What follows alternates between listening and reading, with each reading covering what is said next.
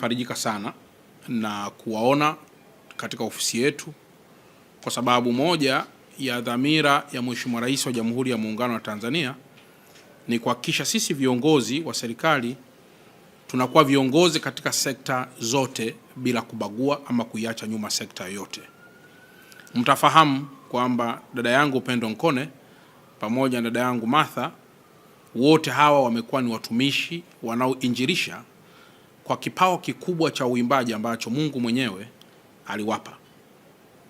Kwa hiyo hivi punde, siku chache zilizopita, niliona kidogo sintofahamu katika mitandao ya kijamii, lakini nikapata nafasi ya kuzungumza na dada zangu kwa mmoja mmoja, lakini nikaangalia dhamana kubwa sana walionayo, na hasa kwa followers wao ni wengi sana, lakini kila mmoja amezungumza mambo mazuri na ambayo kwa lugha nyepesi yanakwenda kujenga undugu na kuimarisha zaidi Injili hapa ndani Tanzania na pengine hata nje ya mipaka ya taifa letu.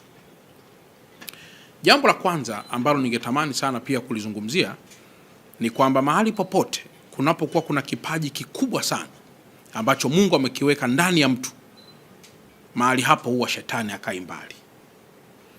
Shetani huwa anaweza kufanya kazi. Yupo mtu anaweza akasema, sasa mbona mchungaji anadondoka, au mbona mwimbaji anadondoka, au mbona askofu anadondoka. Sisi ni wanadamu tu. Hata tungelikuwa na mapambo ya namna gani, tunabaki kuwa wanadamu na ubinadamu wetu, na ndio maana Mungu siku zote kila tunapodondoka tunapaswa kuutazama msalaba na kunyanyuka upya na kuweza kuziomba toba kila mara tunapodhani kwamba tumemkosea Mungu. Kwa hiyo nitoe rai kwa Watanzania na hasa waimbaji wote wa nyimbo za Injili kwamba sisi ni Wakristo, ni Waislamu, lakini ni followers wa mtu yote ambaye Mungu ameweka kipaji kwake. Sisi ni followers wa dada Upendo Nkone, sisi ni followers pia wa dada yangu Martha Mwaipaja. Na mkiangalia kuna hadi waimbaji wengine wako katika taifa jingine huko ambao wametendi mpaka kuiga sauti za waimbaji wetu wa ndani ya taifa letu.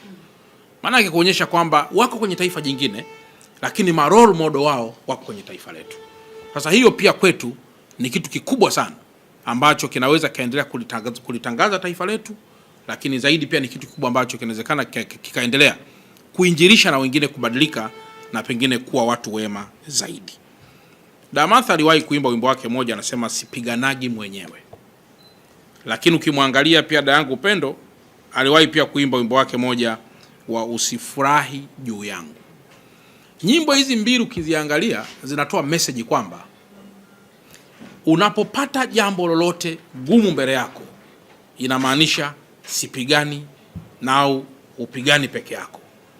Lakini dada Upendo anakuja kujibu tena, hata kama wimbo wake ndio mkongwe zaidi, ni kwamba mwenzako yoyote anapopita katika jaribu la aina yoyote, usimfurahie. Usifurahie juu yangu. Na ndio maana pia dada yangu Martha kaimba naye kwamba sipiganagi mwenyewe. Maana yake sipigani mwenyewe katika kila jambo ambalo tunakuwa tunalipata. Sasa nyimbo hizi mbili ni mfano tu mdogo, lakini toshe tu kusema kwamba dada Upendo na dada yangu Martha ni ndugu na ni marafiki, ni dada na ni mama kwa mwenzie, na kwamba hawawezi kutenganishwa kwa maneno ya mtaani.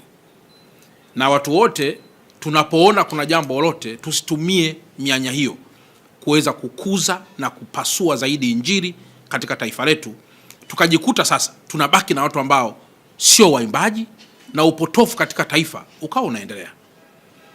Kuna mwimbaji mwingine pia nimemsikia mahali fulani, nitampigia pia simu kuweza pia kumsihi kwamba mahali popote unapogundua kuna jambo lolote, basi usishiriki kuongeza mpasuko, bali shiriki kuwa mpatanishi, kwa sababu mpatanishi ana thamani kubwa sana katika jambo lolote, au ana thamani kubwa sana katika makuzi ya taifa letu.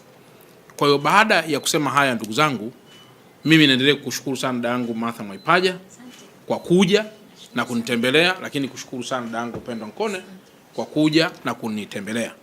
Na msisite wakati wowote ule kutembeleana, iwe ni kwenye ofisi zetu za serikali. Kwa sababu hata kama ni mwimbaji, huwezi ukawa ofisi yako wewe ni ya mchungaji tu au ni ya askofu tu. Hapana, hata ofisi za serikali zinakuhusu, kwa sababu nyinyi pia ni wafanyabiashara, nyinyi pia mna kazi zingine, mnahitaji pia ofisi za serikali ziweze pia kutatua baadhi ya kero ambazo mnaweza mkawa nazo.